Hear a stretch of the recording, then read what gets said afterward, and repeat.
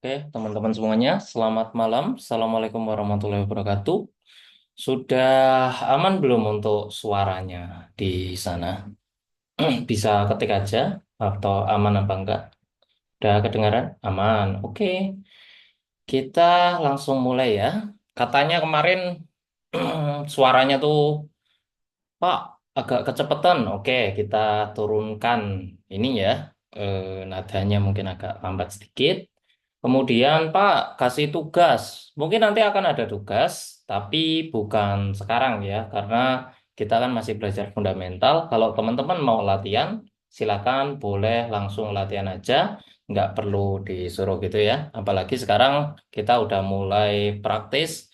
Kalau teman-teman nanti ketinggalan, kayaknya kita bikin playlist di YouTube aja. Jadi teman-teman bebas untuk forward, backward buat codingannya ya. Jadi teman-teman lebih nantinya itu lebih banyak latihan.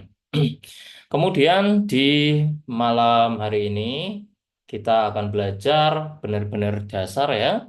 Kita akan belajar bagaimana sebuah website itu bekerja. Kemarin kita sudah belajar dari mulai susunan www itu apa, kemudian website itu apa, yang ada di dalam website itu apa saja komponennya. Kemarin sudah dijelaskan bahwa website itu isinya ya HTML, CSS, sama JavaScript. Ya udah, itu aja. Artinya, ketika teman-teman ini ingin menjadi seorang web developer profesional, artinya teman-teman itu harus menghasilkan kode HTML, CSS, sama JavaScript ini yang berkualitas ya.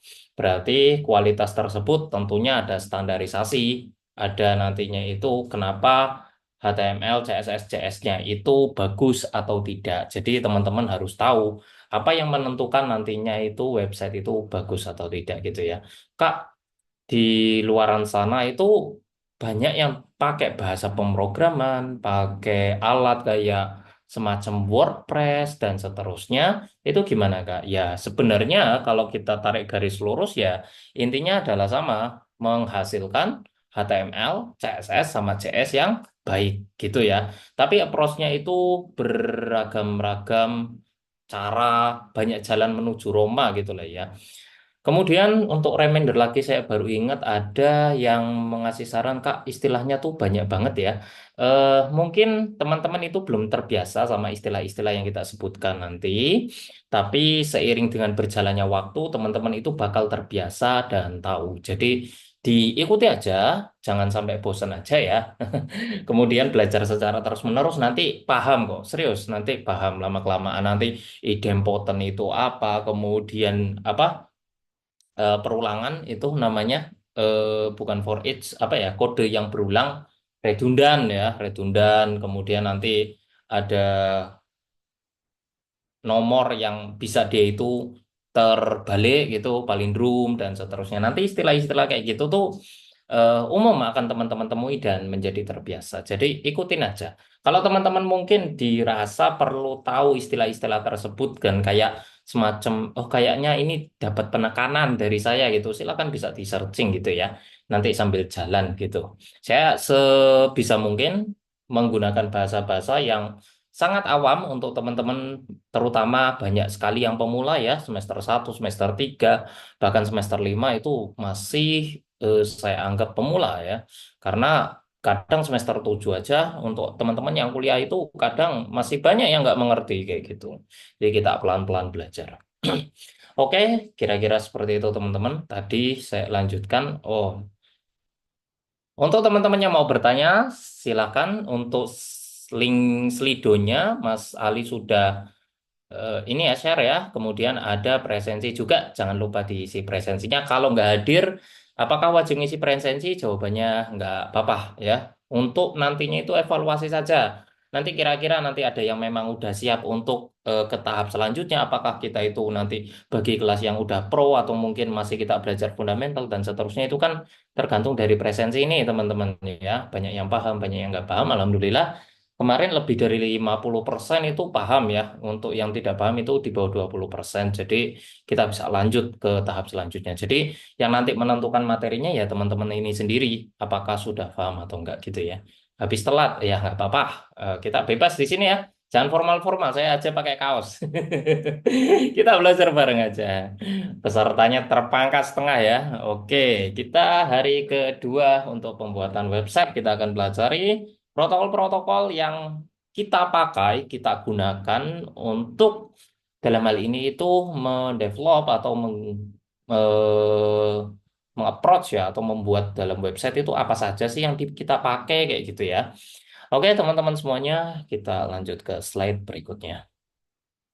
Oke, teman-teman semuanya, ini yang paling sering saya tekankan ya. Di sini dalam website itu kemarin kita sudah pelajari ada klien, ada server. Secara ringkas sebenarnya proses kita itu klien itu meminta sesuatu pada server, kemudian dikembalikan oleh server. Ibaratnya kita itu kayak Pak minta permen satu, nah itu kita dikasih permen satu. Pak minta permen lima, oh nggak ada lima, ini ya kamu nggak bisa dapat lima soalnya nggak ada kayak gitu. Nah itu sebenarnya sesederhana itu. Namun dalam konteks aplikasi yang sudah modern, kita perlu lebarkan lagi ya teman-teman. Jadi website itu kalau zaman sekarang itu bukan hanya berkutat pada klien dan server saja. Jadi ibaratnya di sini teman-teman kemarin itu kan pakai browser ya. Kemarin pakai browser, anggaplah ini klien. Kemudian memakai browser di sini, kemudian nantinya ada platform www atau nanti disebut HTTP ya, kemudian diakses ke server. Zaman sekarang itu kita ada dua cara atau dua approach sebuah aplikasi itu bisa dibangun. Yang pertama, aplikasi itu disimpan dalam mode klien atau client side istilahnya ya, client side. Jadi aplikasi ini disimpan di memori klien, teman-teman. Disimpan di memori klien yang nantinya bisa digunakan kembali gitu ya. Pak, kalau update gimana? Kalau update nantinya akan terjadi otomatisasi checking ya. Dia itu bisa nantinya disimpan di Change, di Cookie, kemudian di IndexedDB dan seterusnya yang nantinya digunakan pada platform si klien. Kak, selain browser itu apa saja sih yang bisa digunakan si client side ini? Banyak. Android ya kan, aplikasi Android, kemudian aplikasi desktop, aplikasi apa lagi teman-teman? Mungkin PS ya, PS 1, 2, 3 dan seterusnya ini kan jatuhnya client side ya. Apalagi PS3 udah ada mode online, itu mereka kan download ke hard disk gitu kan. Nah, ini namanya client side. Intinya aplikasi tersebut itu berada pada sisi klien gitu ya, atau dirender dari klien. Nah, klien ini sama, punya database, punya data, punya alamat, dan seterusnya.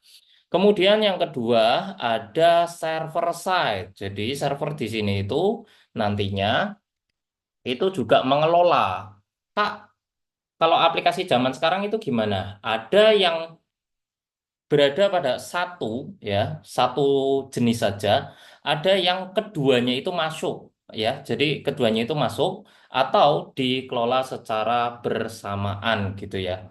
Jadi misalnya teman-teman di sini itu aplikasi kayak semacam WordPress ya, WordPress.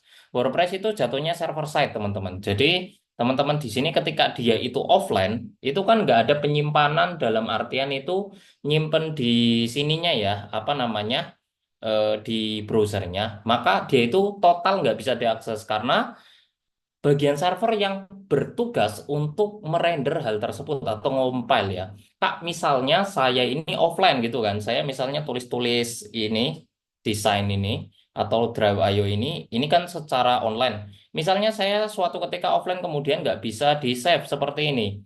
Ternyata dia itu tetap bisa diakses. Nah, ini namanya client side, teman-teman ya. Jadi, aplikasi client side cirinya adalah dia itu memanfaatkan resource dari kliennya. Entah itu bentuknya apapun, bisa dari memori, bisa dari browser, dan seterusnya. Jadi bergeraknya pada sisi klien. Nah, kalau server side itu nantinya dia itu prosesnya di server kemudian baru dikembalikan ke klien. Kalau teman-teman itu lihat aplikasi yang nggak bisa diakses secara total di website, itu namanya server side. Bahasa server side ini lebih banyak ya. Jadi bahasa yang dia itu mengcompile di server itu lebih banyak. Contohnya adalah PHP ya. Kalau teman-teman itu ngoding di PHP, nanti jadinya langsung HTML, CSS langsung jadi gitu kan. Ya, jadi tanpa aplikasi client side, dia itu langsung jadi HTML, CSS, JS. Jadi lompatnya itu bukan dari kanan ke kiri, tapi langsung ke bawah ke sini, kayak gini. Nah, ini biasanya bahasa PHP kayak gitu. Makanya sekarang itu sudah mulai ditinggalkan, teman-teman, ya. Jadi mulai ditinggalkan untuk aplikasi-aplikasi yang dia itu terlalu banyak diproses sama server. Kenapa? Karena spam, ya. Satu, spam. Yang kedua, nantinya ketika server kita itu modelnya dikit, tentunya akan berat. Dari kasus contoh nyata yang pernah saya alami, saya itu pernah bikin aplikasi rapot, bayangkan itu muridnya ada eh, 630. Gurunya yang harus mencetak itu 24 kelas, teman-teman. Jadi ada murid 640 dengan guru 24. Nah, dua guru ini, dua guru itu nyetak nyetak secara bersamaan dan satu murid itu memerlukan waktu sampai dengan kisaran 2 menit. 2 menit untuk satu siswa cetak rapot. Ini kan parah banget ya. Jadi teman-teman bayangkan klik itu nunggu 2 menit dulu rapotnya baru tampil. Nah, itu beban PHP kayak gitu. Jadi kemarin itu sampai separah itu yang akhirnya servernya ngedon. Apalagi server murah waktu itu berapa ya? Kisaran 300.000 per tahun gitu ya. Jadi ngedon banget. Nah, makanya sekarang saya mengandalkan PHP itu hanya untuk nantinya itu ditempatkan pada server tanpa dia itu menjadi HTML langsung gitu ya. Jadi nantinya langsung ke browser kayak gitu. Jadi respon jatuhnya pakai JSON atau semacamnya. Intinya di format data. Kamu nggak usah nantinya lempar ke klien langsung, tapi jadi konsep format data ya. Jadi yang dilempar itu cuma format datanya aja. Kak, itu mungkin ORM-nya yang nggak ini apa namanya nggak nutup atau mungkin nggak cepat gitu. Untuk ORM dan seterusnya itu saya optimis sudah maksimal ya. Yang pertama itu yang kesusahan untuk menggunakan bahasa server side itu karena dia itu dikompil di server semua, jadi bebannya itu banyak. Makanya kalau teman-teman itu pakai PHP dan kawan-kawannya yang server side, Python termasuk ya, itu kalau bisa bikin aplikasi sendiri untuk kliennya. Jangan digabung atau istilahnya itu monolit ya. Jadi istilah dari gabungan ini nama aplikasinya itu biasanya itu disebut monolit atau kesemua muanya ya atau full stack kayak gitulah. Monolit juga bisa dikategorikan untuk server side yang dia itu mempunyai semua fitur gitu ya. Nanti kita belajar microservice tapi belum sampai situ ya. Intinya ini dulu. Jadi ada server side, ada client side. Bahasa itu diolah pada server side ya. Bahasa pemrograman itu ada di server side semuanya. Kemudian di client side itu mengandalkan resource client, bisa HP, bisa browser, bisa aplikasi, dan seterusnya. Oke, kita lanjut. Selanjutnya, ini ada namanya itu protokol, teman-teman. Ya, jadi ini namanya protokol. Protokol ini digunakan untuk nantinya teman-teman itu mengakses si hubungan antara server dan klien tersebut. Nah, yang pertama ini ada namanya itu HTTP dan ini umum untuk kita jumpai HTTP ini ya. Jadi HTTP itu kalau teman-teman itu nantinya mengakses sesuatu ya, misalnya HTTP apa. Nah, ini ya. Jadi di URL ini ada HTTP. HTTP ini apa? HTTP adalah Hypertext Transfer Protocol. Kalau ringkasnya adalah dia itu mengubah teks itu jadi suatu tampilan halaman dalam konsep www ya. Jadi dia ini yang menghantarkan nantinya hypertext transfer protocol ini itu mengkompil teks tadi ya yang dihantarkan dari server tadi itu berbentuk seperti ini. Jadi yang teman-teman nikmati saat ini itu menggunakan teknologi HTTP. Kak, ini ada S-nya. S ini artinya secure, teman-teman. Ya. Jadi kalau ada S-nya dia itu aman. Kenapa? Karena ada pelindungnya atau socket layernya yang dia itu mencegah dari hacking atau gampangnya itu secure layer ya, yang dari HTTP itu tidak disediakan. Jadi ada konsep namanya itu sertifikat SSL ya. Jadi ada SSL. Nah, ini ya. SSL itu Secure Layer, di mana nantinya akan mengamankan website kita. Jadi kalau teman-teman itu bikin website dan ingin aman, HTTP ini bisa nggak? Bisa ya. Jadi HTTP ini bisa langsung. Tapi lebih aman lagi kalau teman-teman itu pakai SSL, artinya sertifikat. Untuk sekarang itu gimana, Pak? Untuk sertifikat yang premium, teman-teman itu bisa pakai Komodo ya. Komodo SSL. Ini harganya kisaran 140.000 ya. Ini yang berbayar. Gratisan boleh, Kak? Boleh. Gratisan itu teman-teman bisa pakai namanya itu Sharebot. Nah, aduh, salah ketik ya. Sharebot. Nah, kayak gini. Nah, teman-teman itu bisa minta gratisan dari sini. Tentu syaratnya adalah teman-teman itu bisa beli domain dulu. Atau teman-teman itu bisa pakai Let's Encrypt. Nah, ini gratisan semua teman-teman, banyak. Kak, eh, Kak J pakai apa untuk sekarang? Untuk sekarang saya itu kalau dia itu otomatis, saya pakai Let's Encrypt, tapi kalau pakai VPS, saya pakai Sharebot ya teman-teman. Nah, kemudian HTTP ini bisa disediakan oleh siapa? HTTP ini berada di bawah web server ya. Jadi kalau web server itu nyala, nanti teman-teman itu bisa menggunakan HTTP. Web server itu apa? Web server itu ada Apache, teman-teman ya. Web server. Nah, web server ini tugasnya adalah membuat folder teman-teman itu bisa diakses oleh pengguna internet atau www ya. Jadi kalau teman-teman di sini ada yang pakai SMPP, nah itu ada Apache-nya kan, ya kan? SMPP itu isinya apa? Isinya Apache. Apache itu apa? Apache ini adalah web server. Kemudian ada yang pakai Laragon, juga bisa ada Apache-nya. Nah, itu web server. Jadi yang membuat website kita bisa online ya si web server tadi. Jadi kalau misalnya Kak saya nggak download Apache, saya nggak download SAMPP, saya nggak download Laragon, bisa nggak jalanin ini apa namanya web saya itu dijadiin website yang online? Bisa aja. Teman-teman bisa pakai misalnya HTTPD ya atau Apache bawaan eh, Linux, Debian dan seterusnya. Web server ini nggak terbatas. Jadi teman-teman itu jangan terstigma bahwa kalau ngoding website tuh harus pakai SMPP, nggak gitu ya. SMPP ini kumpulan dari software aja. Jadi isinya apa? Isinya ya Apache, ya MySQL, ya PHP. Jadi teman-teman sekarang itu udah nggak nggak kayak koloni ya, nggak kayak kolonial harus pakai SMPP, ngodingnya di htdoc, nggak gitu konsepnya teman-teman. Ya, kalau saya sendiri pakai apa? Kalau saya sendiri di Mac pakainya ini apa namanya? Pakai HTTPD. Kalau di Linux saya lebih sering pakai Nging ya. Jadi Nging itu Nginx itu lagi ini ya apa namanya? Sedang populer sekarang. Pakai Nginx itu lebih simpel memang. Apalagi teman-teman ini kalau misalnya udah ngoding Node.js pakai Nginx itu cepat banget. Dan dia itu juga ada reverse proxy, teman-teman. Nah, itu enaknya. Kalau kita itu nyalain aplikasi di port, itu langsung bisa dipindah. Enaknya kayak gitu. Kemudian dia juga udah ada kayak semacam apa ya namanya? Dibilang stabilisator gitu ya. Penyeimbang lah untuk nantinya dijadiin web server. Jadi banyak orang sudah beralih ke Nging sekarang. Nah, itu HTTP. HTTP ini membuat teman-teman nantinya itu bisa menerima website kayak gini ya, misalnya diakses. Kemudian misalnya saya mau pasang ChatGPT misalnya. Kita ke ChatGPT. Ini bisa dilihat ya.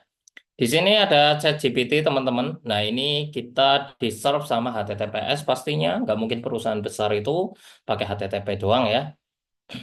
Di sini teman-teman itu bisa lihat sebentar, tak pindah bawah biar enak. Nah, di sini teman-teman bisa lihat dari respon dan juga request ya yang kita akan minta nantinya. Di sini teman-teman itu bisa ke inspect element, kemudian ke network. Di sini akan muncul request-request nanti yang akan kita minta. Misalnya di sini kita minta tolong ya, HTTP itu apa sih? Nah, di sini enter. Nah, teman-teman bisa lihat di sini ada yang berjalan di sini. Ini bukan kosong ya, tetapi dia itu apa? dia itu adalah konversasi kita. Nah, ini teman-teman ya. Jadi bentuk-bentuk data atau format data itu dikirimkan dari sini. Payload ini artinya adalah request. Jadi ini yang sedang kita minta. Nah, jawabannya apa? Jawabannya ada di respon. Nah, ternyata dia itu merespon dengan jawaban yang sangat panjang format data ini ya, yang nantinya itu akan diparse menjadi teks. Jadi kalau kita cari di sini pengaturan spektrum pasti ada di bawah sini. Nah, ini namanya HTTP, teman-teman. Dan HTTP method itu nanti kita akan pelajari ketika belajar tentang pembuatan API ya. Jadi ada tingkat lanjutnya. Kan ada metode, ada header, ada body, ada parameter, dan seterusnya. Kalau ini apa Kak? Kalau ini namanya params ya, kayak gini. Nah, ini base URL, kemudian ini paramsnya. Kemudian C ini namanya itu endpoint, teman-teman. Ya. Jadi ada bagian-bagian di URL ini, nanti kita pelajari.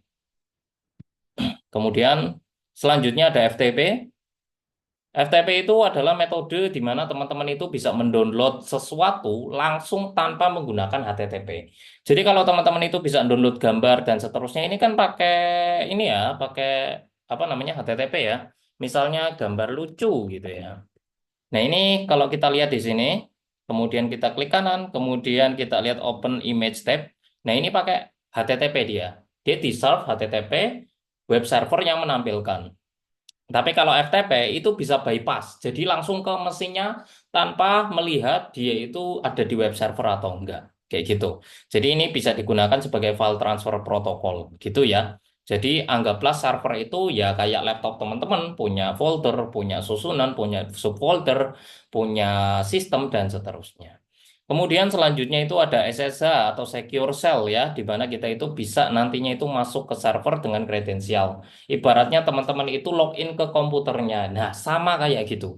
Bisa melakukan apa saja? Ya semuanya. Lihat softwarenya, instalasi, dan seterusnya. Intinya, nanti teman-teman itu kayak login ke komputer. Nah, ini pakai SSH. Kalau ngambil datanya itu pakai FTP ya. Jadi mungkin teman-teman itu belum belum ini banget ya, belum berpengaruh sekali kalau apa ya, kalau tahu sekarang. Tapi nanti ketika sudah masuk ke ranah deploy atau gampangnya itu meluncurkan aplikasi atau meluncurkan website, ini bakal berpengaruh sekali pengetahuan yang kayak gini. Bentar,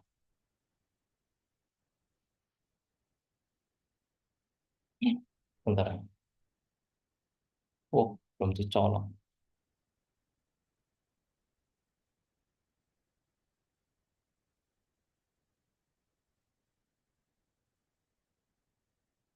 Oke, kita lanjut.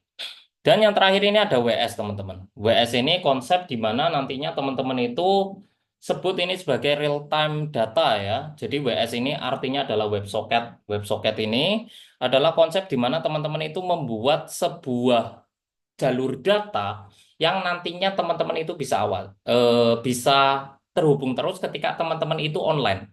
Contohnya apa? Contohnya adalah WhatsApp ya. Kita nggak ngapa-ngapain, kita nerima pesan. Nah, itu WS.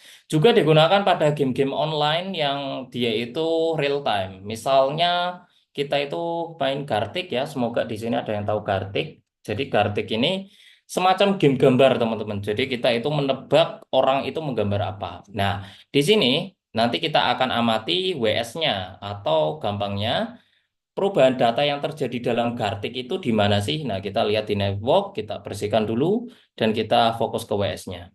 Kemudian kita play gamenya. Nah, klik. Wah, iklan ya. Bentar ya, sabar. Nah, kita lihat teman-teman di sini ada WS yang terbuat satu, teman-teman ya. Di sini kita lihat message-nya dan kita confirm. Lihat ada orang gambar dan dia itu akan bertambah terus. Bisa dilihat ya datanya dari sana ya. Jadi datanya nambah terus. Dia itu ketika menggambar, data yang di sebelah kanan ini, WS ini, dia itu tertulis. Padahal saya nggak ngapa-ngapain. Nah, ini WS teman-teman, atau web socket. Jadi kalau teman-teman itu mau bikin aplikasi yang real time, harus menguasai teknologi WS ini, atau web socket. Pak, pakai interval itu kan bisa. Pakai interval HTTP, jadi berapa detik harus di reload lagi. Itu namanya spam ya, teman-teman. Event stream kayak gitu biasanya nanti akan diblok oleh browser. Jadi, saya sarankan untuk sekarang, teman-teman, kalau misalnya mau bikin yang real time, kayak video YouTube, bisa like-nya yang gerak terus itu pakainya WebSocket. Ya, chat juga pakai WebSocket. Bisa dibilang kalau teman-teman itu pengen eh, cepat dapat kerja, salah satu teknologi yang harus dikuasai itu WebSocket ini. Jadi nggak bisa nggak ya zaman sekarang itu. Apalagi semua ranah saya kira sudah berburu ya untuk aplikasi real time itu. Kelihatan lebih eksklusif gitu lah ya dan juga cepat. Padahal ya konsepnya sama aja gitu. Oke, kira-kira seperti itu teman-teman untuk port-port atau gampang itu protokol yang kita gunakan. Nah, untuk membuat website itu kita butuh web server tadi ya, kemudian nantinya itu ada database baik secara klien. Klien itu jangan dibayangkan database itu bentuknya itu kayak instalasi MySQL semua ya, tapi bisa jadi database itu kayak Jet kita, Cookie ya kan, yang sering dihack orang-orang kemudian digunakan untuk login ke aplikasi yang bisa nguras duit misalnya. Nah, itu dari situ. Server itu punya database juga, ada Mongo, ada Redis, ada Jedge, ada Log, dan seterusnya. Kemudian ada compiler bahasa, kalau nantinya itu menggunakan bahasa tertentu, kalau HTML, CSS berarti dia itu cuma klien gitu kan, nggak perlu database malahan. Karena nggak ada yang bisa menghubungkan dengan database gitu ya, bisa dibilang ini satu kesatuan teman-teman gitu. Ya. Kemudian ada file server dan seterusnya, bisa bentuknya HTML dan lain-lainnya. Jadi ini kebutuhan-kebutuhan ngoding atau gampangnya itu kita bikin website secara sederhana ya. Kemudian di sini kita akan belajar HTML, mungkin ini agak cepat sedikit ya. Hypertext Transfer Protocol itu bisa nge-solve HTML, CSS, sama JS ya. HTML sendiri singkatannya adalah Hypertext Markup Language ya. Jadi dia itu hypertext, maaf, hypertext, hype, pelo ya. Eh, tar, aduh, nggak rapi ini jadinya. Hmm, Ntar. Nah, HTML atau Hypertext Markup Language ya. Jadi Hypertext Markup Language ini adalah sebuah kerangka. Kalau teman-teman pahami, HTML ini adalah kerangka teman-teman ya. Jadi kalau mau bikin website artinya HTML ini harus hafal, CSS juga. Kalau JS bisa opsional ya. Kemudian HTML ini adalah sebuah kewajiban atau kerangka dari website ini sendiri. Kalau teman-teman nantinya itu bikin codingan HTML, sebenarnya ketika kita itu ngoding HTML itu, dia itu kayak kerangka aja teman-teman. Jadi kayak tumpukan-tumpukan yang nggak ada bentuknya. Jadi dia cuma lurus-lurus saja. Kemudian bisa dikatakan HTML ini adalah sebuah kerangka atau gampangnya itu susunan yang akan nantinya itu ditampilkan ya. Jadi dia itu kayak tulang kita teman-teman ya. Kalau di dalam badan manusia HTML ini kayak tulang. Yang mengatur stylenya gimana? Yang mengatur stylenya itu namanya CSS ya. Jadi CSS ini sebagai pelengkapnya atau cascading style sheet. Nah, HTML sendiri itu punya core teman-teman ya. Perlu dipahami bahwa HTML ini terbagi menjadi dua bagian besar. Yang pertama itu ada head, ada body. Kak, saya langsung mau bodinya aja, bisa nggak? Silakan teman-teman bisa coba aja sendiri. Yang jelas, untuk standarisasi kita itu harus mengikuti aturan yang berlaku. Bisa apa enggak? Bisa-bisa aja, tapi pasti ada yang kurang. Nah, kita jelaskan atau teman-teman pahami dulu bagian besar itu apa. Yang pertama itu ada head, yang kedua itu ada body ya. Dan ini punya peran masing-masing di dalam HTML. Head ini bisa dibilang kalau saya ringkes itu head ini adalah KTP-nya ya. Jadi head ini yang menentukan KTP-nya dari sebuah website teman-teman. Dari nama, kemudian nantinya itu bisa ada deskripsi, kemudian nanti itu bisa menentukan website kita ini bagus atau enggak itu dari head-nya. Jadi KTP-nya gitu ya. Untuk bodinya dia itu isinya adalah elemen-elemen yang kita bisa lihat sekarang ya. Jadi kalau teman-teman itu misalnya searching ya, misalnya kita cari eh, tempat wisata Wonosobo misalnya kayak gini. Nah, yang menentukan dia itu tampil di atas dan seterusnya ini kan namanya SEO ya atau Search Engine Optimization yang tentu saja punya standarisasi. Tiap mesin pencari itu punya standarisasi ya kayak Bing, kemudian nantinya ada Google dan seterusnya itu punya standarisasi. Kita lepas dari SEO dari standarisasi tersebut ya. Tetapi yang menentukan nantinya dia itu mudah dibaca oleh standarisasi tersebut itu salah satunya adalah susunan dari hitnya itu sendiri. Misalnya teman-teman bisa lihat di sini ada 10 objek wisata terbaik di Wonosobo. Kenapa dia bisa ke atas ya? Tentu saja karena hitnya itu bagus ya. Kita bisa lihat susunannya di view page source. Nah, di sini nanti teman-teman itu bisa lihat untuk susunan-susunan HTML-nya. Kok bisa dia itu bagus ya? Apa sebagus apakah susunannya? Nah, teman-teman bisa lihat di sini ada tag HTML untuk aplikasi sendiri, untuk ikonnya sendiri, untuk nanti deskripsi, Twitter, dan seterusnya. Jadi ini yang nantinya itu berpengaruh ya. Kita nanti bikin bahasan sendiri tentang SEO. Jadi susunan dari hit ini yang menentukan nanti website itu bagus atau tidak di mesin pencari gitu ya. Jadi nggak asal-asalan ya teman-teman kalau bikin elemen itu. Kemudian kenapa orang itu banyak naruh CSS di bagian hit? Nah ini kan contohnya. Kenapa orang itu banyak naruh CSS di bagian head? Teman-teman perlu ketahui kalau render dari sebuah halaman HTML ini itu dari atas ke bawah ya.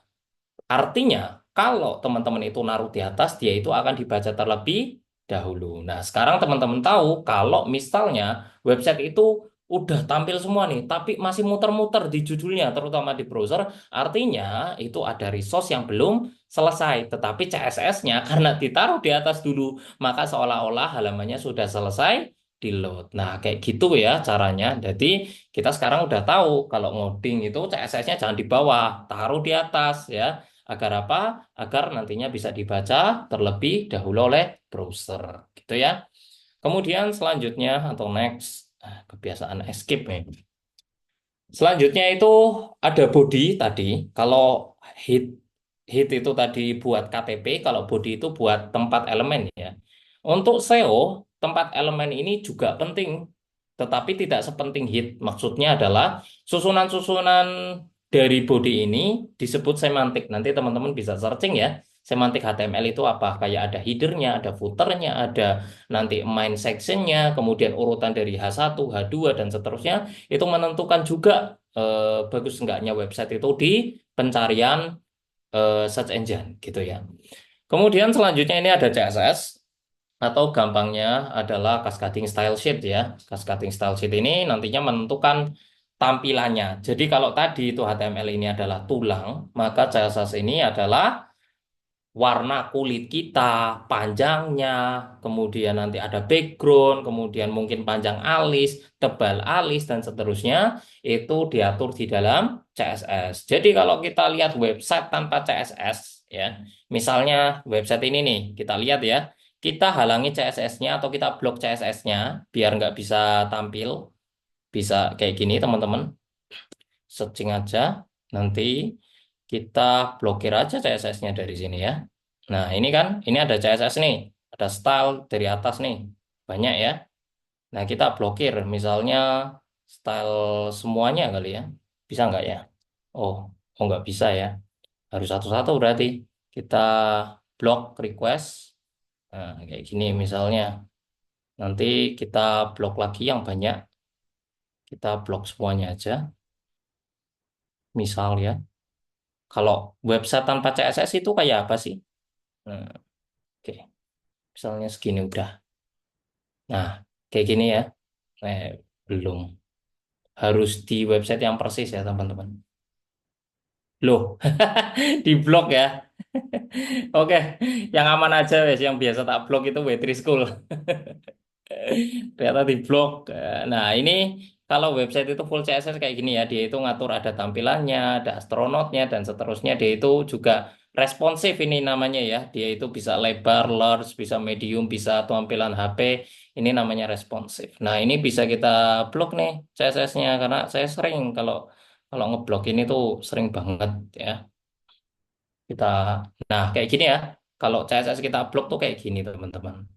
Jadi dia itu tampilannya tambah tambah jelek. Kenapa? Ya karena kita blok untuk stylingnya. Jadi dia itu nanti tambah tambah tambah kayak raw ya. Jadi HTML itu bentuk aslinya itu kayak gini ya teman-teman. Nah, bentuk asli dari HTML tuh kayak gini teman-teman. Nah, Kak, katanya CSS itu ini yang ngatur style. Ini kok ada yang warna? Ini namanya SVG ya, teman-teman. Jadi kalau teman-teman itu pakai tipe yang SVG, nah bisa disorot ini kan ada tulisannya SVG. Itu dia itu memang objek kayak vektor. Jadi memang punya warna sendiri. Nggak diatur sama CSS ya. Gitu bedanya. Nah, ini kalau HTML ya ya gini, nggak ada apa-apa. Nah, ini kalau kita itu pakai nggak pakai CSS. Jadi CSS ini yang memperindah halaman website dan stylenya itu banyak banget. Kemudian di dalam CSS ini punya rule atau aturan. Aturan yang pertama itu ada inheritance atau pewarisan. Di mana kalau teman-teman itu menulis di yang paling atas misalnya body punya H1. Misalnya teman-teman itu mendeklarasikan bahwa body itu warnanya hitam. Ya H1 nanti hitam. Sampai ketika nantinya H1 ini atau highlight ini diwarnai sendiri. Jadi ketika nantinya misalkan ada P ya, kemudian itu dia punya kelas highlight, colornya ini akan diprioritaskan. Itu yang kedua ya. Jadi yang pertama itu pewarisan, yang kedua ini ada prioritas. Nah, prioritas ini nanti teman-teman itu pelajari bahwa prioritas itu yang pertama itu dia dituliskan langsung ya kayak gini ya. Ini elemen, kemudian dikasih style. Nah, ini namanya inline CSS. Ini prioritas paling atas. Yang kedua itu ID, kemudian kelas, kemudian baru elemen. Jadi prioritas paling akhir itu kayak gini. Misalkan P dengan kelas highlight, color red kayak gini sama color blue ini kan tabrakan ya. Ya. Prioritas mana yang ada di sini? Ya prioritasnya kelas karena kan elemen paling akhir. Jadi dia itu pasti warnanya merah, pasti kayak gitu ya. Nah, kemudian rule selanjutnya itu selektor. Selektor ini nanti teman-teman itu bisa langsung menunjuk ya kayak gini. Misalnya elemen. Elemen itu cara nunjuknya itu langsung tanpa titik, tanpa koma ya, elemen. Dan dia itu ingat prioritasnya itu paling akhir. Kemudian untuk kelas dia itu ditandai dengan titik. Jadi artinya titik highlight ini artinya dia itu akan menimpa si kelas yang punya kelas highlight. Kelas ini bisa banyak ya.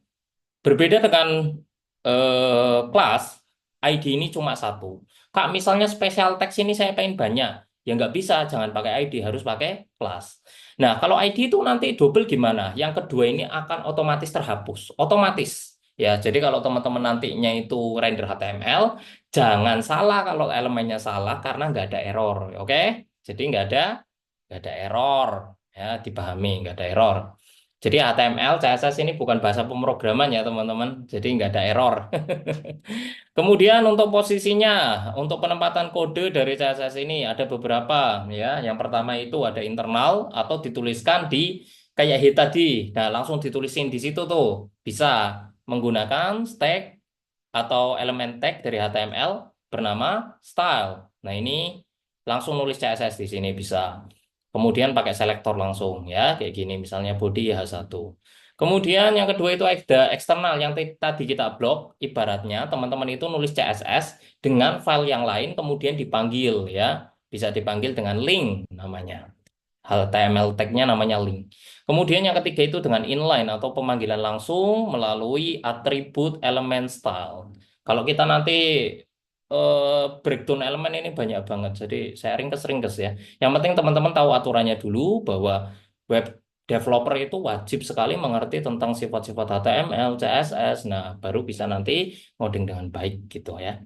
Nanti pendalamannya pasti lebih banyak lagi. Kemudian CS, mungkin kita ringkes dulu. Karena JS ini bahasa pemrograman ya. Jadi bahasa pemrograman yang native memang aslinya dibuat itu untuk browser dulu. Makanya sekarang itu sangat populer sekali digunakan dan untuk rank pembelajarannya itu panjang ya, lumayan panjang untuk JS ini. Dan menjadi bahasa yang favorit sampai sekarang. Tiap hari itu bisa rilis framework ataupun library baru ya. JS ini saya sendiri termasuk salah satu pengembang yang membuat library juga, bikin buat sendiri sih.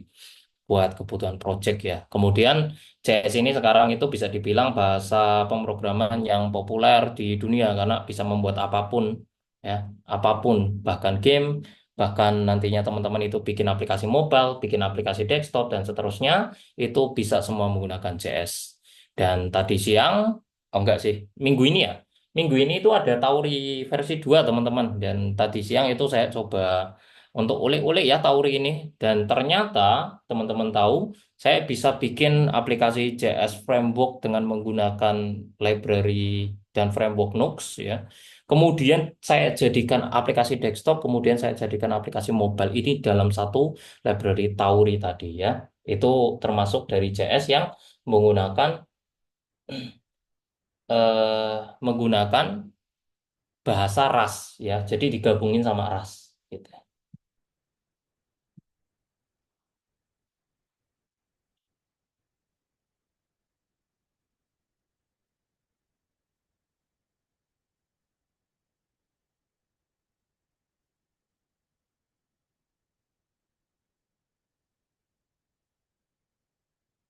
Kira-kira kayak gitu ya, teman-teman. Kita praktek sedikit ya. Kita praktek sedikit.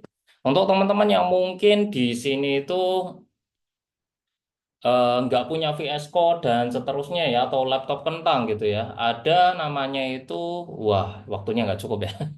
Oke, ada namanya itu ini apa namanya? IDX Project. IDX Project ini punya Google, teman-teman. Bukan ini ya, eh, Project IDX ini. IDX Project yang punya Google, IDX.dev ini ya. Teman-teman ini itu bisa login pakai Google, kemudian nantinya itu dikasih VS Code gratisan dan operating system Linux di dalamnya. Jadi di sini itu ada Linuxnya ya teman-teman. Ini saya juga baru pakai yang email ini. Kemudian nggak usah centang aja lah. Nah, kemudian not right now, AI-nya kita matiin dan kita bisa langsung ngoding. Enak ya? Nah, di sini kita bisa nantinya itu pakai repo atau mungkin nanti pakai HTML biasa ya. Jadi nanti teman-teman itu bisa ngoding pakai HTML biasa. Nah, kayak gini. Nah, bisa pilih template. Misalnya kita bikin belajar HTML ya. Belajar HTML gini, kemudian create.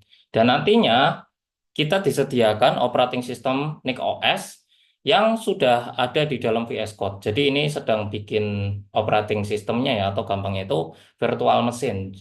Nah, enak ya zaman sekarang, nggak perlu laptop mahal-mahal, bisa langsung ngoding. Ini kan mesinnya Google ya, jadi teman-teman itu ibaratnya memanfaatkan mesinnya. Dan pasti kencang.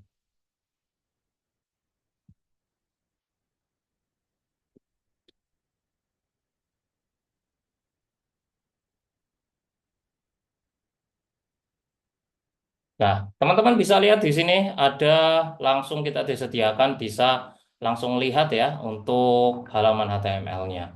Teman-teman di sini juga sama saja kayak pakai VS Code, jadi bisa pakai plugin-pluginnya kayak snippet dan seterusnya. Jadi zaman ngoding sekarang itu tinggal cari aja snippet boiler HTML5 dan seterusnya ya.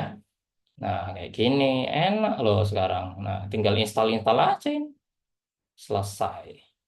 Nah, udah install, kemudian nanti bisa ditutup, bisa namanya auto tag ya, biar bisa tutup.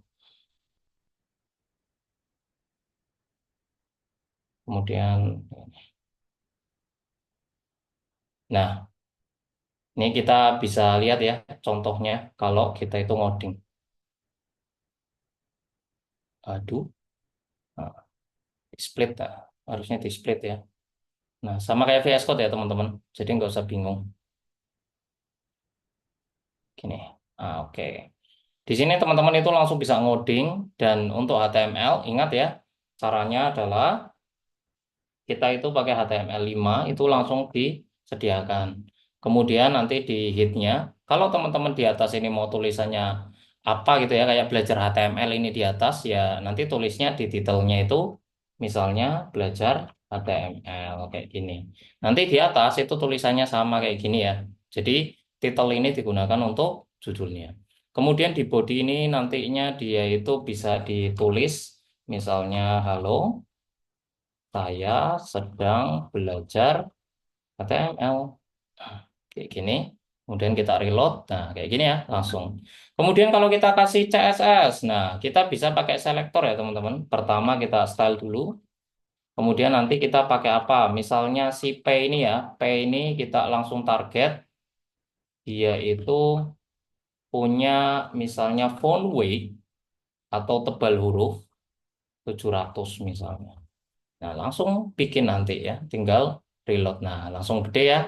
Kemudian kalau kita belajar ini kita kasih kelas sendiri. Misalnya kamu tuh misalnya tes gini ya. Ini nyoba ya. Bikin Kak, berarti bikin elemen sendiri itu bisa. Bisa dong. Kenapa enggak? Ya. Jadi ada perbedaan ya. Yang pertama itu elemen yang bisa teman-teman nantinya bikin sendiri kayak tes ini. Kemudian ada elemen yang dia itu asli dari HTML-nya. Nah, itu namanya plug apa ya namanya? Built-in ya, built-in aslinya. Misalnya kamu tuh besar gini ya. Kita si besar ini kita kelas besar seperti ini. Ini karena waktunya nggak cukup mungkin sampai dikit lagi ya. Tumpes nggak jalan.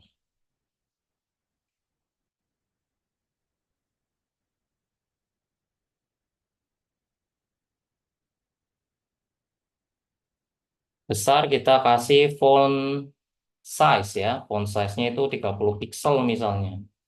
Nah, kita bisa lihat. Nah, beda sendiri ya. Nah, kira-kira kayak gini teman-teman. Untuk belajar dasar dulu ya.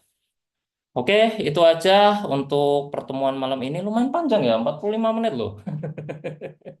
Seperti biasa, kita bakal baca-baca untuk slidonya ya. Yang udah ada pertanyaan, semoga udah ada. Wih, baru satu ya. Kita ke... Ini kalau di Zoom bisa kan? Bentar, kayaknya lambat ini. Oke, baru satu ya yang bertanya. Saran kalau belajar HTML, CSS, sama JS ini dari mana saja, sumbernya apa saja. Oke, teman-teman kalau mau belajar HTML, CSS, sama JS, yang pertama teman-teman tadi ya udah belajar fundamental tuh. Berarti nanti teman-teman itu bisa ke website favorit saya itu W3 School, teman-teman. Di sini juga teman-teman itu nggak sekedar hanya belajar ya, bisa kuis-kuis ya, kayak learning HTML misalnya. Di sini tinggal klik Learn HTML. Nah, ini ya, banyak ya, dari introduction, editor, kemudian nanti belajar untuk pemilihan warna, dan seterusnya. Ini semuanya ada di W3 School. Jadi websitenya itu w3school.com. Nah, ini saya paste aja buat teman-teman yang mau belajar ya. Kemudian teman-teman itu kalau misalnya punya uang bisa ambil sertifikat kurang lebih 1,5 juta ya di sini untuk sertifikatnya. Tetapi kalau pengen main-main itu ada exercise ya. Di sini ada exercise misalnya ada ML nih. Nah, kita kerjain nih exercise-nya nanti misalnya. Nah, teman-teman itu bisa ngerjain exercise atau kuis ya. Jadi ada kuis juga di HTML. Nah, ini bisa di starting quiz. Nanti teman-teman itu ngisi dan menambah pengetahuannya ya. Misalnya, what does HTML stand for? Hypertext, markup language, next, dan seterusnya. Ada juga nanti teman-teman itu kalau nggak salah itu ada ini dong, yang jawab cepat. Apa ya namanya? Lupa saya. Kalau nggak salah tuh exercise loh. Cuma saya agak harusnya di sini sih. Oh, sekarang bentuknya beda ya. Hmm. Oke, oke, oke. Kalau dulu itu bentuknya kayak ini, teman-teman, kayak puzzle ya. Sekarang ini beda. Nah, ini. Jadi agak beda sekarang. Nah, ini. Bentar ya. Kita login dulu. Pakai punya saya deh. Ini, ini bentuknya itu kayak semacam puzzle.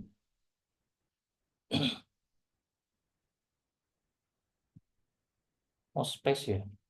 Oh, beda ya sekarang ya. Basic. Eh, Oh, bikin. Berarti beda, teman-teman. Mungkin berarti yang sekarang udah masih tersedia itu tadi ya, kuisnya. kuisnya masih. Untuk sertifikasi mungkin kalau dulu tuh ada latihan, sekarang enggak ya. Oke, gitu aja. Di W3 School itu banyak banget. Jadi pertama-tama kalau teman-teman itu belajar sesuatu, dokumentasi wajib ya. Makanya bahasa Inggris itu wajib untuk dipelajari. Jangan lari, oke?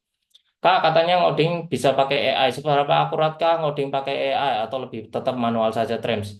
Kalau teman-teman baru belajar, saran saya jangan pakai AI, ya. Kalau baru belajar, jangan pakai AI. Tapi kalau misalnya profesional boleh pakai AI, boleh. Asalkan satu, teman-teman. Jadi saya punya prinsip, kalau teman-teman pakai AI, asalkan teman-teman tahu codingnya itu buat apa, ya, itu nggak apa-apa. Tapi kalau teman-teman nggak tahu, cuma pakai AI, oke, masalah sekarang itu bisa diselesaikan. Tetapi apakah nanti misalnya AI itu bisa disesuaikan dengan kebutuhan kita dalam artian itu bisnis itu hidup, teman-teman ya, kayak nafas kita dan sifat bisnis itu manusiawi. Nggak bisa nantinya AI itu menggunakan apa ya, menggantikan kemanusiaan kita. Nggak bisa AI itu punya kreativitas kayak kita manusia. Ya, jadi yang harus dilatih apa? Logika teman-teman. AI itu membantu saja. Akurat, seberapa akurat akurat AI itu ya akurat. Cuma AI itu punya batasan untuk sekarang kalau nggak salah peraturannya itu 2 tahun sebelum. Jadi AI yang bisa kita akses itu pengetahuannya itu 2 tahun sebelumnya. Bayangkan teman-teman itu misalkan sekarang belajar Tauri, teman-teman, Tauri 2 ya. Silahkan teman-teman searching pakai AI, bikin aplikasi Android pakai Tauri 2. Nggak ada di Google, nggak bisa ditanyain ke AI. Silahkan, gitu ya. Jadi paham sampai sini ya. Bukan melarang AI loh ya, tapi teman-teman itu nanti tumpul cara berpikirnya. Jadi mending manualan dulu, tapi ketika teman-teman itu udah real project pakai AI nggak apa-apa, asal codingannya itu tahu gitu. Misalnya str atau string kayak gitu. Nah, oh ini buat ini nggak apa-apa kayak gitu. Pakai AI juga saya belajar pakai AI kok. Tanya-tanya ChatGPT juga sering, tapi minta referensi.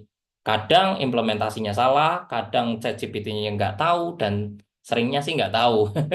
Yang jelas prinsipal teman-teman ya dipelajari. Prinsip-prinsipnya, dokumentasi, dan seterusnya. Oke, next. Kamu mau tanya rekomendasi website buat belajar coding apa saja? Kalau dasar teman-teman itu saya selalu pegang dokumentasi ya kayak tadi. W3 School, kemudian kalau misalnya teman-teman belajar PHP, ya di php.net langsung, kok gini, ke PHP ya, PHP. Nah, nah ini di sini belajar PHP. Misalnya saya mau bikin encoding Kak, ya cari misalnya encode gitu ya, tuh kan banyak tuh belajar. Nah ini di sini belajar teman-teman. Tuh langsung dicontohin bawahnya. Nah enak kan? Dokumentasi itu pertama teman-teman. Jangan sesat ya.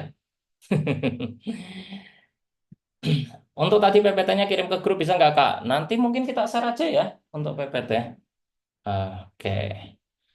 Apakah Laravel bagus untuk membuat web dan hosting apa yang cocok? Gini teman-teman, ya. Dari awal saya selalu bilang jangan kita itu terpaut pada bahasa atau framework ya. Jadi jangan nantinya misalnya kamu kalau nggak pakai PHP kafir gitu ya. Jangan ya. Kalau kamu nggak pakai Laravel kafir, nggak gitu. Saya pengguna CI dan juga Laravel kalau ditantang bisa apa nggak pakai Laravel? Bisa. Saya bisa pakai Laravel. Bisa juga tapi lebih terbiasa dengan CI atau kode igniter ya.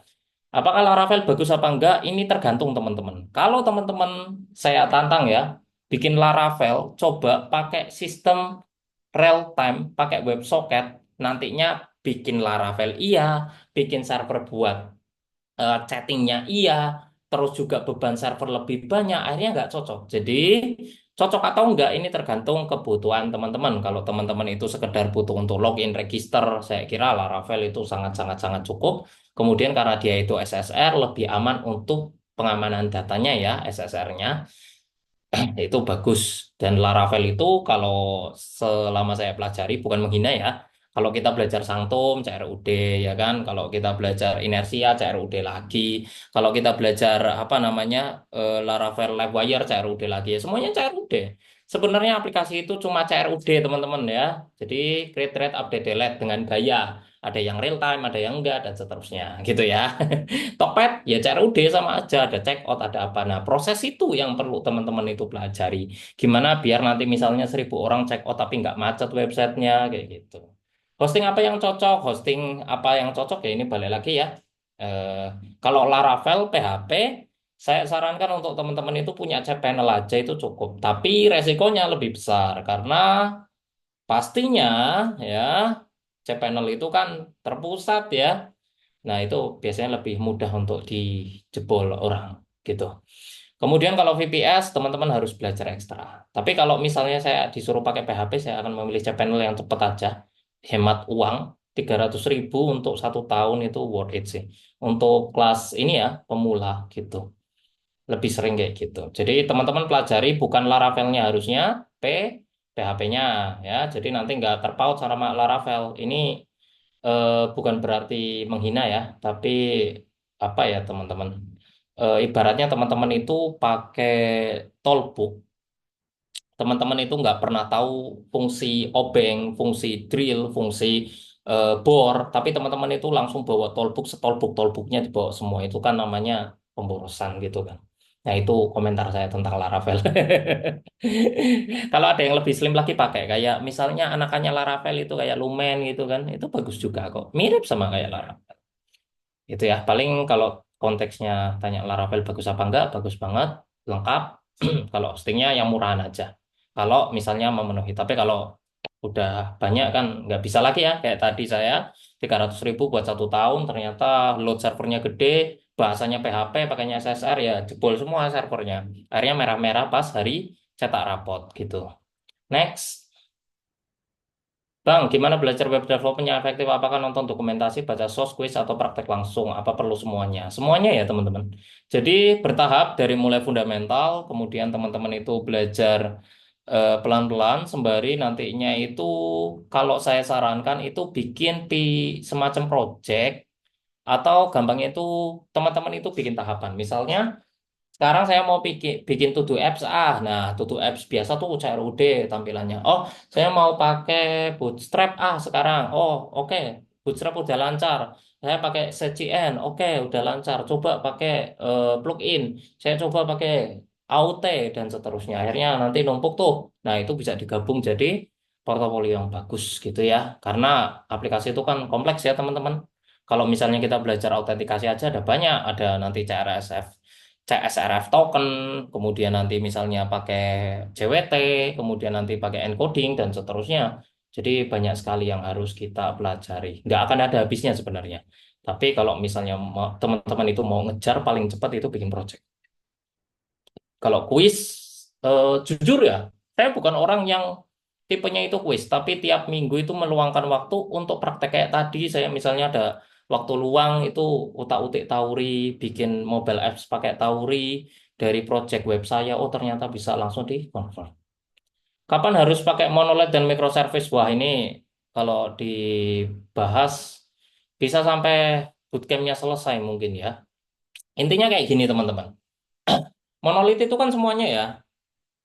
Jadi saran saya, ketika nantinya teman-teman itu sudah mengoptimalisasi monolit sedemikian rupa, kayak misalnya susunannya untuk filenya itu diperingkas, pembacaan filenya diperingkas, fungsinya udah diringkas, kemudian untuk pembacaan database juga, misalnya udah sampai mentok banget pakai query, tapi tetap lambat karena banyaknya data. Karena saya mengalami itu ya, nilai siswa itu semester awal cuma 300.000, semester selanjutnya 700.000, sekarang udah jutaan. Ini kan optimalisasi terus teman-teman. Nah, ketika monolitnya itu udah nggak bisa untuk ngehandle kerjaan dari klien kita, kita sudah butuh microservice, gitu ya. Jadi nggak ada kapan atau nantinya itu teman-teman bisa pakai aplikasi yang ditulis dalam satu kode atau kumpulan kode atau nantinya dipisah atau istilahnya ini teman kita ini udah tahu microservice itu dipisah ya kayak misalnya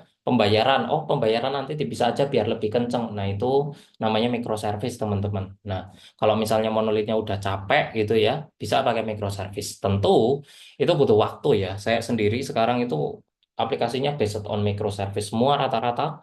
dan memerlukan waktu untuk integrasinya sehingga lebih kompleks terutama dari segi keamanan. Kalau udah pakai monolit microservice gini biasanya kita tuh ini ya membicarakan soal keamanan transfer antar aplikasi lagi ya, bukan bukan soal bikin aplikasi sederhana lagi. Oke,